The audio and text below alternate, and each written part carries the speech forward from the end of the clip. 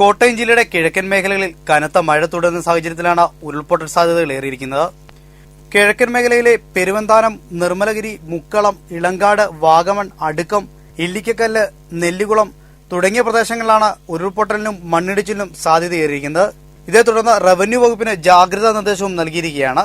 അനിയന്ത്രിതമായ മണലെടുപ്പും അശാസ്ത്രീയമായ നിർമ്മാണ പ്രവർത്തനങ്ങളും മൂലം കിഴക്കൻ ഭൂപ്രദേശങ്ങൾ മിക്കതും ദുർബലമായിരിക്കുകയാണ്. ഇതുമൂലമാണ് ഉരുൾപൊട്ടൽ സാധ്യതകൾ ഏറിയിരിക്കുന്നതും. കോട്ടയം കുമളി റോഡ്, ഈരാറ്റുപേട്ട, വാഗമൺ, ഏലപ്പാറ തുടങ്ങിയ റോഡുകളിലും മണ്ണിടിച്ചിലിന് സാധ്യതയേറെയാണ്.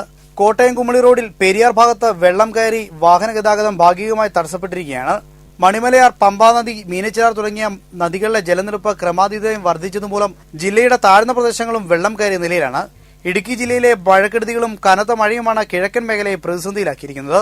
കിഴക്കൻ മേഖലകളിലെ മണ്ണിടിച്ചിൽ രൂക്ഷമായ പ്രദേശത്തേക്കുള്ള വാഹന യാത്രികർക്കും വേണ്ട ജാഗ്രതാ നിർദ്ദേശം നൽകിയിരിക്കുകയാണ്. Cabinet news Ponkunnam.